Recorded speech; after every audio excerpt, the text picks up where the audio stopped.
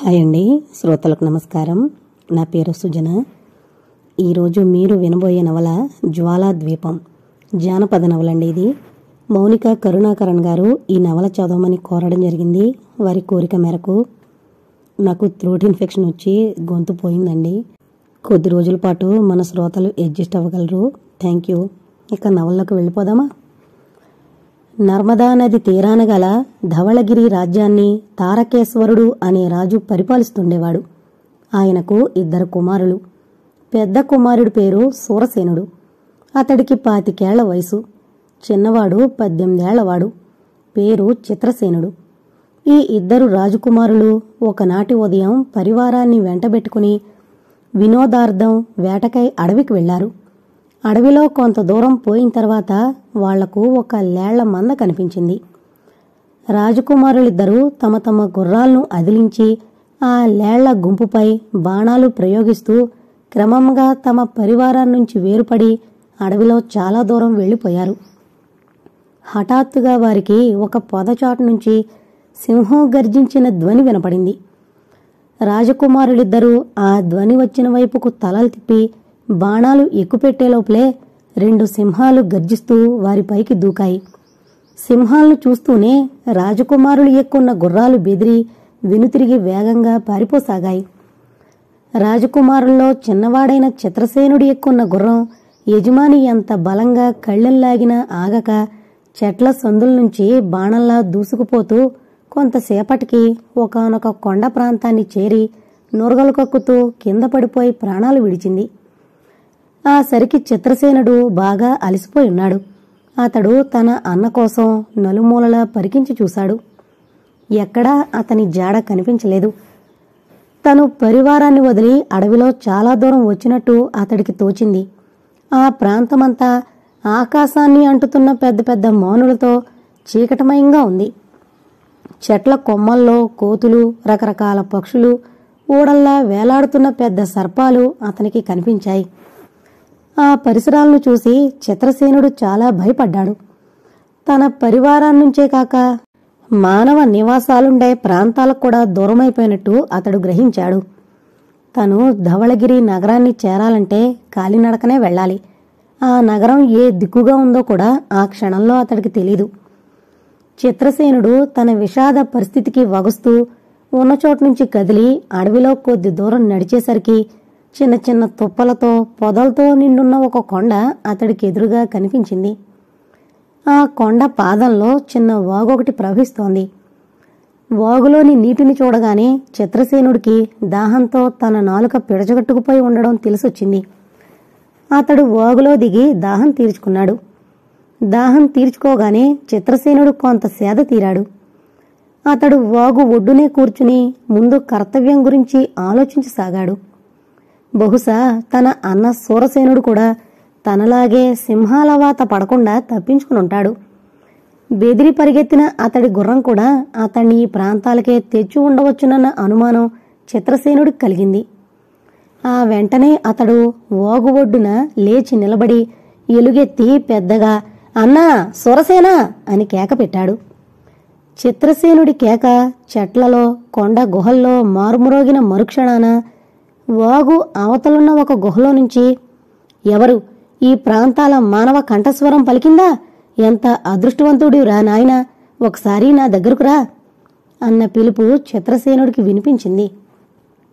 గుహలో నుండొచ్చిన ఆ పిలుపు వింటూనే చిత్రసేనుడు త్రుళ్ళిపడి అంతలోనే ధైర్యం తెచ్చుకుని ఖంగుమనే కంఠస్వరంతో "ఎవరు నువ్వు?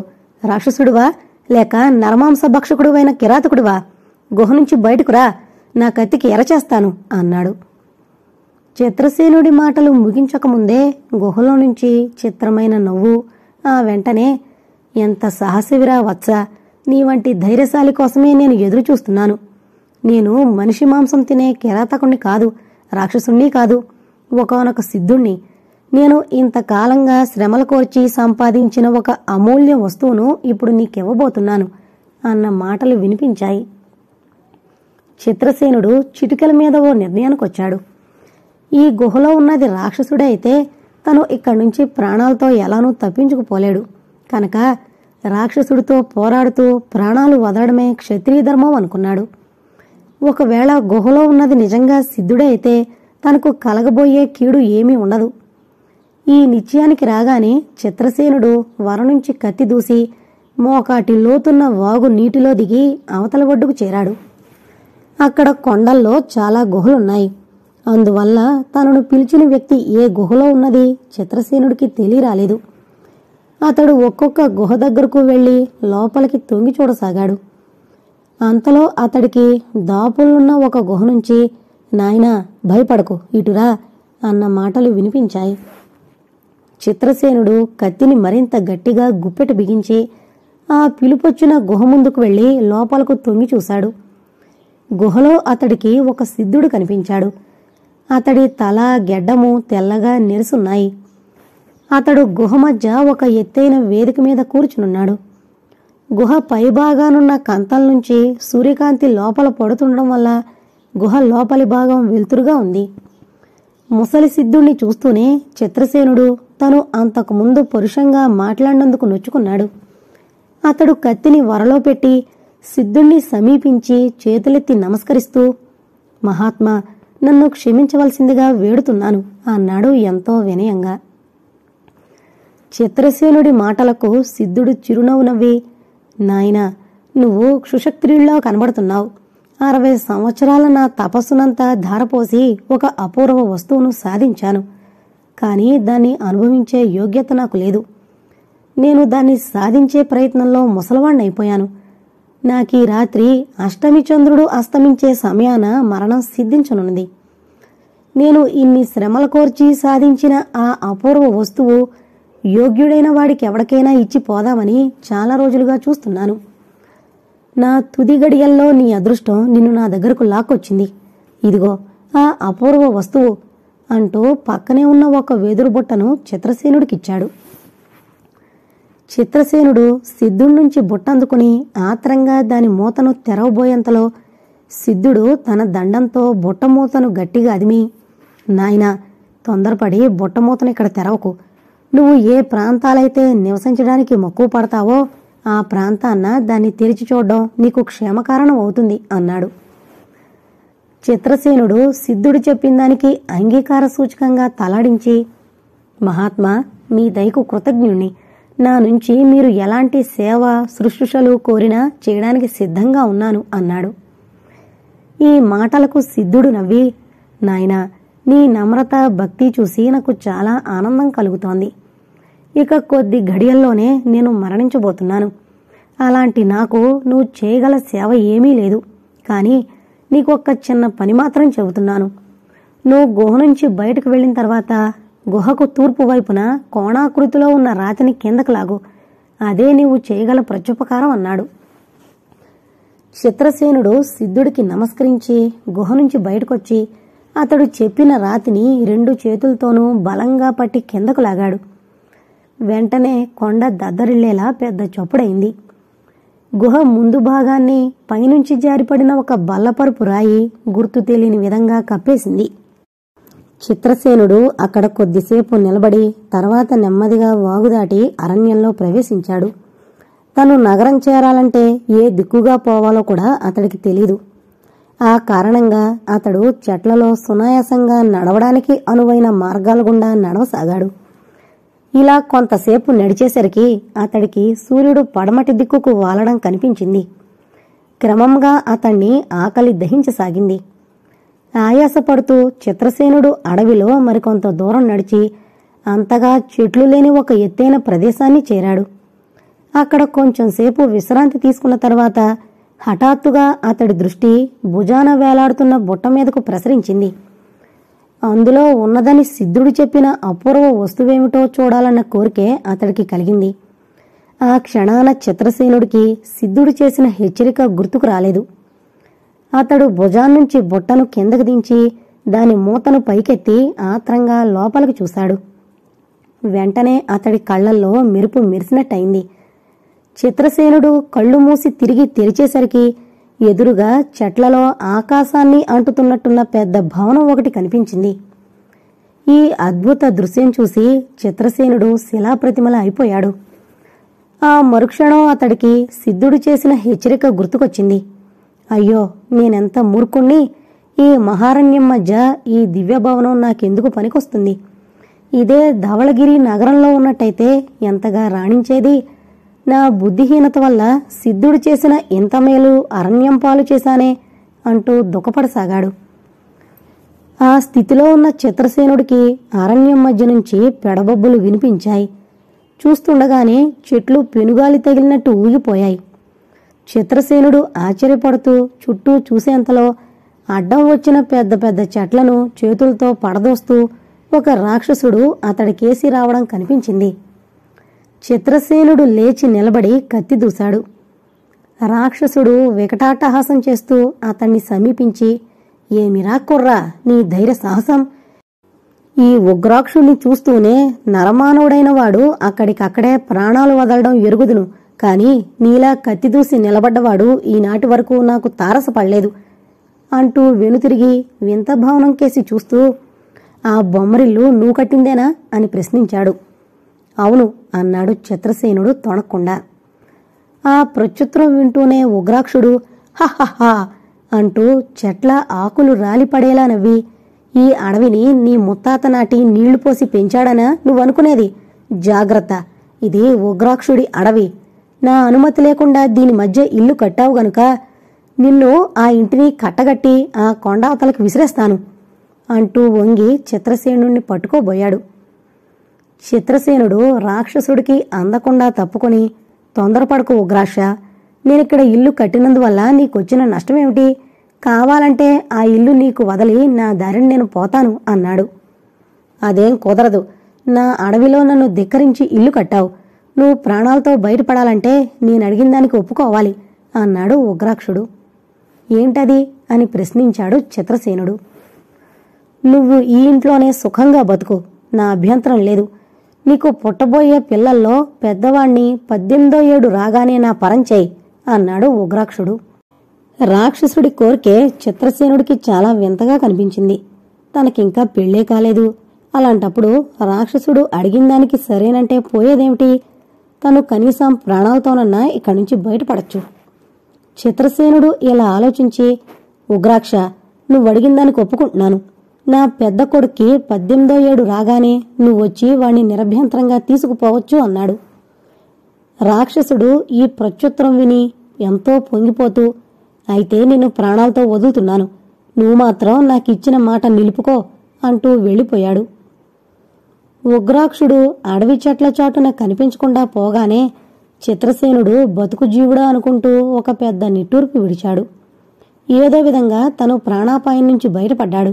ఇక తను ఈ కీకారణ్యం ప్రాంతం వదిలి ఏదో విధంగా ధవళగిరి నగరం చేరాలి. చిత్రసేనుడు ఇలా ఆలోచిస్తూ లేచి నిలబడి పడమటి దిక్కుకేసి చూశాడు. సూర్యుడు అస్తమించడానికి మరెంతో కాలం లేదు. తన ఎదురుగా ఆకాశాన్ని అంటుతున్నట్టున్న పెద్ద భవనం బురుజుల మీద సూర్యకిరణాలు ఎర్రని కాంతులతో ప్రసరిస్తున్నాయి. ఆ వెలుగులో ఎత్తైన భవనం బురుజులు మిలమిల్లాడుతున్నాయి. ఎంత అందమైన భవనం!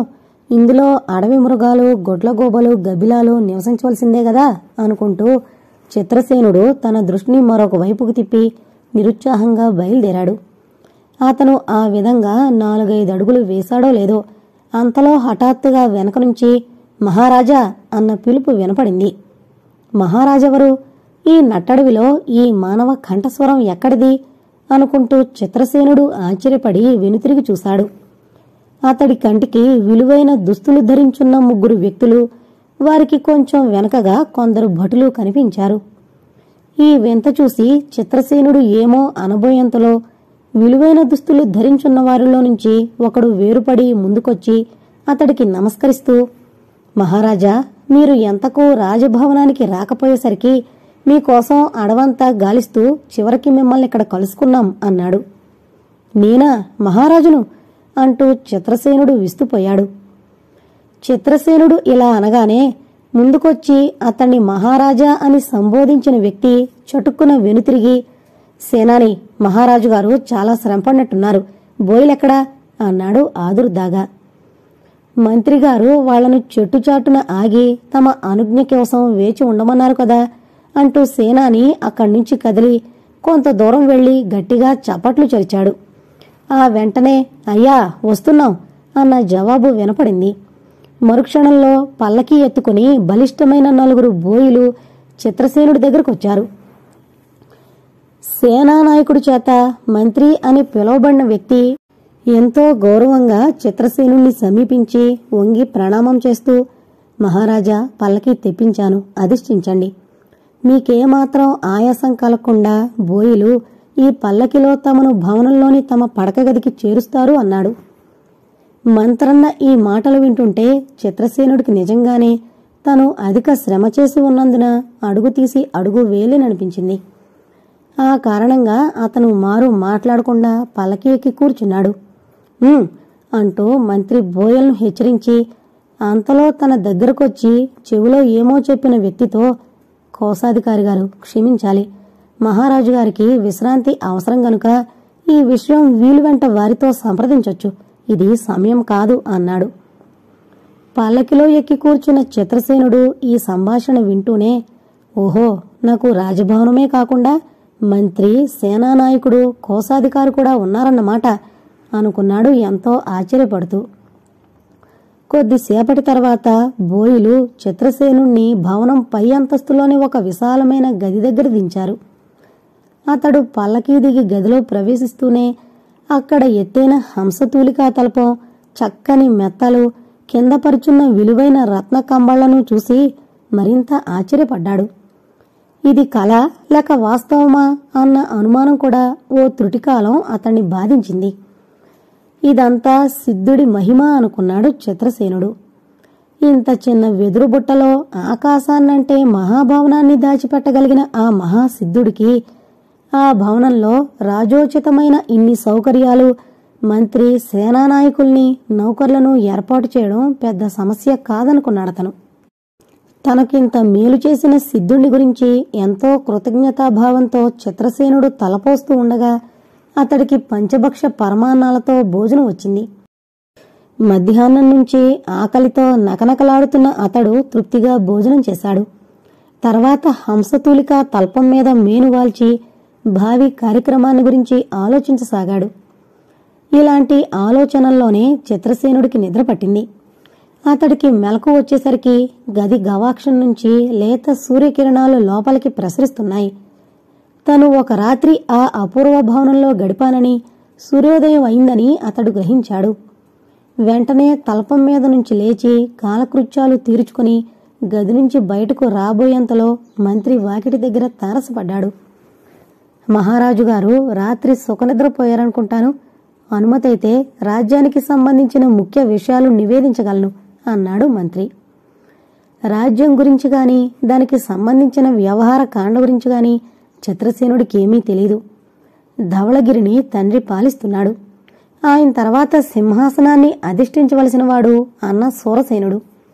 ఆ కారణాల వల్ల చిత్రసేనుడు ఏనాడు పరిపాలనకు సంబంధించిన వ్యవహారాల జోలికి పోవడం గాని, వాటిలో ఆసక్తి కనబరచడం గాని చేయలేదు.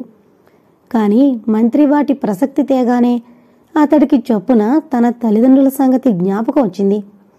తన అన్న సూరసేనుడు ఏ ప్రమాదానికి లోను కాకుండా ధవళగిరి నగరాన్ని చేరుంటే తన క్షేమాన్ని గురించి తల్లిదండ్రులు చాలా ఆందోళన చెందుతూ ఉంటారు కనుక ముందుగా తన క్షేమ సమాచారాల సంగతి వారికి ఎరుకపరచడం మంచిది. చిత్రసేనుడు ఇలా అనుకుని మంత్రితో, మీకు ధవళగిరి నగరం గురించి తెలిసే ఉంటుంది. దానికి రాజైన తారకేశ్వరుడికి నేనిక్కడ క్షేమంగా ఉన్నట్టు వార్త పంపించండి. తతిమా విషయాలు వీలు వెంట మాట్లాడదాం అన్నాడు. చిత్తం మహారాజా, అలాగే కబురు పంపుతాను. కోశాధికారి మన కోశాగారంలో ప్రస్తుతం ఉన్న ధనం గురించి, ఇతర విలువైన వస్తువుల గురించి లెక్కగట్టి ఒక జాబితా తయారు చేశాడు. ఆ జాబితా తీసుకుని ఆయననిప్పుడు ఇక్కడికి రమ్మని సెలవా అని అడిగాడు మంత్రి వినయంగా. ఆయన ఇక్కడికి రానవసరం లేదు, ఆ జాబితా ఏదో పంపమనండి చాలు అన్నాడు చిత్రసేనుడు. కొన్ని నిమిషాల తర్వాత నౌకరొకడు జాబితా తెచ్చి చిత్రసేనుడికిచ్చాడు. ఖజానాలో నిలవన్న ధనం, విలువైన రత్నాలు, బంగారు నగలు గురించి వివరాలతో ఉన్న ఆ జాబితా చూస్తూనే చిత్రసేనుడు చెప్పలేనంతగా అబ్బురపడ్డాడు. ఇంత ధనం తన తండ్రి వద్ద కూడా ఉండి ఉండదని అతడు భావించాడు. ఆనాటి సాయంత్రం అతడు కోశాధికారితో కలిసి ధనాగారంలో ఉన్న అమూల్యమైన వస్తువులను, వెలలేని రత్నాలను పరీక్షిస్తూ ఉండగా తన తండ్రి తారకేశ్వరుడు సపరివారంగా వచ్చినట్టు నౌకరకుడు వార్త తెచ్చాడు. వెంటనే చిత్రసేనుడు బయలుదేరి భవనం ముందుకొచ్చాడు. కుమారుణ్ణి చూస్తూనే రాజు తారకేశ్వరుడు ఎక్కడలేని సంతోషంతో అతన్ని కౌగిలించుకున్నాడు. నాయనా, మీ అన్న చెప్పిందాన్ని బట్టి నువ్వు ఏ అడవి మృగానికో ఆహారం అయిపోయావనుకున్నాను. కానీ నిన్నింత గొప్ప శ్రీమంతుడిగా చూసి నేను చాలా ఆనందపడుతున్నాను. ఇక్కడ నాకు తటస్థపడిన కొందరు ఉద్యోగులు చెప్పినట్టు నువ్వు నిజంగానే ఈ పరగణాకు రాజువా? ఈ అద్భుత భవనం నీదేనా అని అడిగాడు అమితానందంగా నవ్వుతూ. తండ్రి అడిగిన వాటికి చిత్రసేనుడు అవునన్నట్టు తల ఊపాడు. అయితే ఇంత గొప్ప పదవి ఇంత సునాయాసంగా నీకెలా లభించింది? పూర్వం ఈ రాజప్రాసాదంలో ఉంటుండే రాజు ఏమయ్యాడు అన్నాడు తారకేశ్వరుడు ఆశ్చర్యంగా. ఆ సంగతులన్నీ ఏకాంతంగా ఉన్నప్పుడు చెబుతాను. నా కొలువులో ఉన్న ఉద్యోగులు వినకూడని రహస్యాలు చాలా ఉన్నాయి అన్నాడు చిత్రసేనుడు రహస్యంగా. ఆ రాత్రి ధవళగిరి రాజు తారకేశ్వరుణ్ణి గౌరవించేందుకు చాలా పెద్ద ఎత్తున విందులు, వినోదాలు ఏర్పాటయ్యాయి. వాటిల్లో రాజోద్యోగులు, ఆ అడవిలో నివసించే వివిధ ఆటవిక జాతుల నాయకులు పాల్గొన్నారు. తమ రాజు ధవళగిరి రాజపుత్రుడని తెలిసినప్పుడు వారిలో ప్రతి ఒక్కరూ ఎంతో ఆనందపడ్డారు. విందులు, వినోదాలు ముగిసిన తర్వాత చిత్రసేనుడు తన తండ్రికి ఏకాంతంగా అన్ని విషయాలు చెప్పాడు. సింహాలను చూసి తన గుర్రం బెదిరి కొండ ప్రాంతాలకు వెళ్లడం దగ్గర నుంచి ఉగ్రాక్షుడికి తను చేసిన వాగ్దానం సంగతి కూడా అతనికి తెలియపరిచాడు. ఈ రాక్షసుడికి నువ్వు చేసిన వాగ్దానం నిలుపుకోవడం ఎలా? క్షత్రియుడు, అందులో రాజైన వాడెవడు తన ప్రథమ సంతానాన్ని ఈ విధంగా రాక్షసుల పాలు చేయడం ఏమాత్రం ధర్మసమ్మతం కాదు అన్నాడు తారకేశ్వరుడు. నాకింకా వివాహమే కాలేదు కదా. వివాహమై అందులోనూ మొదటిసారిగా మగపిల్లవాణ్ణి కన్నప్పుడు వాడు బతికి పెద్దవాడే 18 ఏళ్ల వాడైనప్పుడు ఈ సమస్యలు ఉత్పన్నమవుతాయి. అప్పటికి ఏదో ఒక తంత్రం చేసి ఈ ప్రమాదం నుంచి బయటపడచ్చు అన్నాడు చిత్రసేనుడు. తారకేశ్వరుడికి కొడుకు మాటలేవి అంతగా రుచించలేదు. అట్లాని ఉగ్రాక్షుణ్ణి నాశనం చేయడం సాధ్యమయ్యే పని కాదు. ఇవన్నీ ఆలోచించి చివరకు తారకేశ్వరుడు, నీ రాజ్యం ధవళగిరి రాజ్యపు ఎల్లలను ఆనుకునే ఉంది. ఏ పరిస్థితుల్లో అయినా సహాయం కావాల్స్తే ఆ విషయం నాకు వెంటనే తెలియజేయి అన్నాడు. మర్నాటి ఉదయం చిత్రసేనుడు తండ్రిని సాగనంపి మంత్రులతో కలిసి తిరిగి తన భవనం చేరేసరికి అక్కడ గుంపుగా కూడిన చాలామంది పౌరులు కనిపించారు. వాళ్లు గొంతులెత్తి, మహారాజా, మమ్మల్ని కాపాడాలి. ఈ అడవిలో ఉన్న ఉగ్రాక్షుడు, వాడి సేవకులు లోగడ మా పశువుల్ని మాత్రమే ఎత్తుకుపోయేవారు. ఈ మధ్య మనుషుల్ని కూడా ఎత్తుకుపోవడం ప్రారంభించారు అంటూ ఏడవసాగారు. ఉగ్రాక్షుడి పేరు వింటూనే చిత్రసేనుడు నిలువెల్లా కంపించిపోయాడు. కాని అంతలోనే అతడికి ఎక్కడలేని పౌరుషం వచ్చింది. ఇప్పుడు తను నిస్సహాయుడు కాదు. రాజ్యం, పరివారం, సైన్యం గల రాజు. తన రాజ్యంలోనే ఉంటూ ప్రజలను నానా హింసలు చేసేవాడిని ఎవరినైనా సరే హతమార్చవలసిన బాధ్యత తన మీద ఉంది. అలాంటి వాడు ఉగ్రాక్షుడైనా తను మిన్నకుండేందుకు వీలు లేదు. ఈ పశువుల్ని, మనుషుల్ని ఎత్తుకుపోతోంది ఉగ్రాక్షుడే అని మీకెలా తెలుసు అని అడిగాడు చిత్రసేనుడు. ఈ ప్రశ్న వింటూనే అక్కడ గుమిగూడిన పౌరుల్లో సంచలనం బయలుదేరింది. కొంతసేపటికి 4 పౌర నాయకులు ముందుకొచ్చి, మహారాజా, ఉగ్రాక్షుడు గాని అతడి సేవకులు గాని పశువుల్ని ఎత్తుకుపోతుండగా చూసిన వారు చాలా మంది ఉన్నారు. కాని మనుషుల్ని అపహరించడం కళ్ళారా చూసిన వారు మాత్రం లేరు. నరమాంస భక్షకులైన రాక్షసులకి తప్ప ఇతరులకు మానవ మాతృల్ని అపహరించవలసిన అవసరం ఎందుకు కలుగుతుంది అన్నారు. పౌరులిచ్చిన ఈ జవాబు చిత్రసేనుడికి కొంత ఆశ్చర్యం కలిగించింది. పశువుల్ని ఎత్తుకుపోయే రాక్షసులు ఉగ్రాక్షుడి సేవకులైనా మనుషుల్ని మాయం చేసేవాళ్లు మాత్రం వారే ఉండరనుకున్నాడు. సరే, మీరు నిశ్చింతగా మీ గుడెలకు వెళ్ళండి. 1-2 రోజుల్లో ఆ ఉగ్రాక్షుణ్ణి, అతడి అనుచరుల్ని అదుపులో పెట్టే పని నేను చేస్తాను అన్నాడు చిత్రసేనుడు. చిత్రసేనుడు ఇలా అనగానే మంత్రి అతన్ని రహస్యంగా సమీపించి, మహారాజా, ఉగ్రాక్షుడి గురించి దూతల ద్వారా విన్నాను. వాడు మహాభయంకరుడు అన్నాడు. చిత్రసేనుడు అక్కడి నుంచి భవనంలోకి వెళ్లేందుకు మెట్లెక్కుతూ, వాడు భయంకరుడే కావచ్చు, అలా అని ఆ రాక్షసుడు మన ప్రజల ధన ప్రాణాలకు నష్టం కలిగిస్తుంటే చూస్తూ ఊరుకుంటామా? సేనానాయకుడు ఎక్కడా అని అడిగాడు.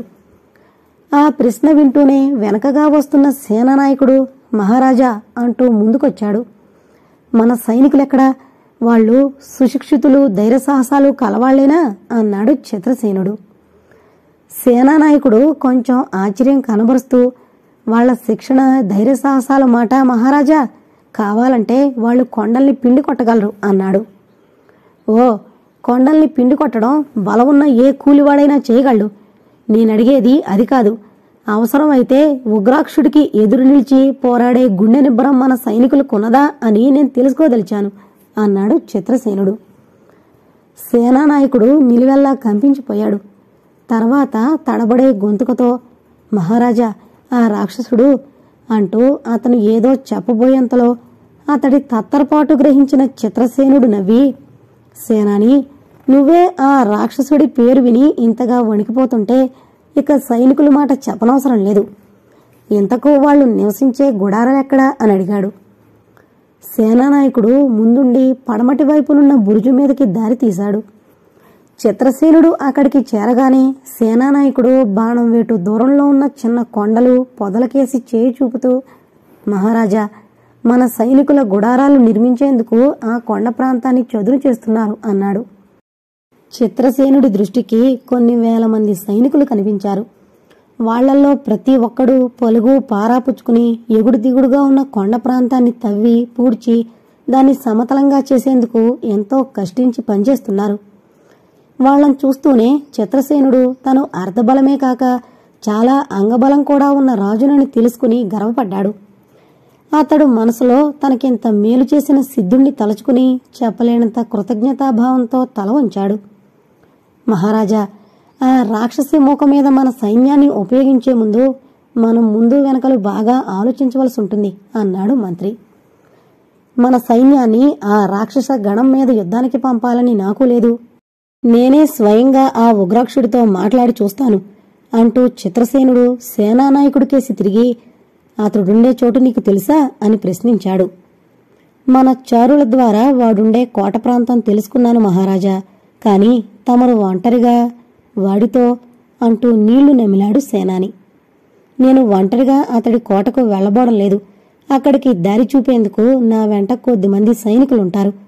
రాదలిస్తే నువ్వు రావచ్చు అన్నాడు చిత్రసేనుడు. మహారాజా, ఎంత మాట!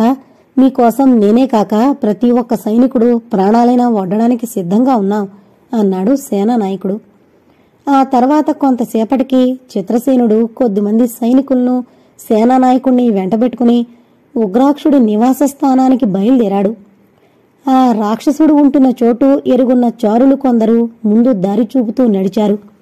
సరిగ్గా మిట్ట మధ్యాహ్నం వేళకు అందరూ అడవిలో చాలా దూరం నడిచి ఉగ్రాక్షుడుండే కొండ సమీపించారు.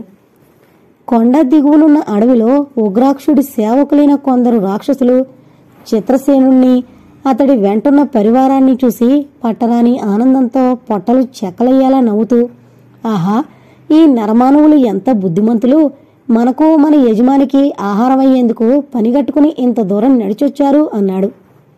మీ నాయకుడికి నేనొస్తున్నట్టు చెప్పండి. నా పేరు చిత్రసేనుడు అని చిత్రసేనుడు ఆ రాక్షసులకు చెప్పాడు. ఈ మాటలు వింటూనే రాక్షసులు మరింత బిగ్గరగా నవ్వారు. నరమాంసమంతా ఒకే రకం రుచి, నీ మాంసం ఎక్కువేమిటి? నీ దుస్తులు అవి చూస్తుంటే చాలా విలువైనవిలా కనబడుతున్నాయి. నువ్వు కొంపదీసి రాజువా ఏం అని అడిగారు వాళ్ళు. అవును, రాజునే, చిత్రసేన మహారాజును. ఇంకా అధిక ప్రసంగం చేస్తే తాట ఊలుస్తాను. ఇక్కడికి 4-5 ఆమళ్ల దూరంలో అడవి మధ్యనున్న మహాభవనం సంగతి మీకు తెలుసా అన్నాడు చిత్రసేనుడు కోపంగా. ఆ భవనం పేరు వింటూనే రాక్షసులు తత్తరబిత్తరపడుతూ, ప్రభో, మన్నించండి, మా నాయకుడు మిమ్మల్ని గురించి చెప్పాడు. మాకు ముందు ముందు కాబోయే మహానాయకుణ్ణి మీరే పంపుతారట. రండి, దయచేయండి, మా నాయకుడు కోట్లోనే ఉన్నాడు అంటూ చిత్రసేనుడికి, అతడి పరివారానికి అడుగులకు మడుగులెత్తుతూ ఉగ్రాక్షుడి కోటకేసి దారి తీశారు. ఇంతటితో ఫస్ట్ పార్ట్ కంప్లీట్ అయిందండి. ఎలా ఉందండి స్టోరీ? ఇంట్రెస్టింగ్గానే ఉందా? మన శ్రోతలకు ఈ నవల నచ్చితే లైక్స్ అండ్ కామెంట్స్ ద్వారా నాకు తెలియజేయగలరు.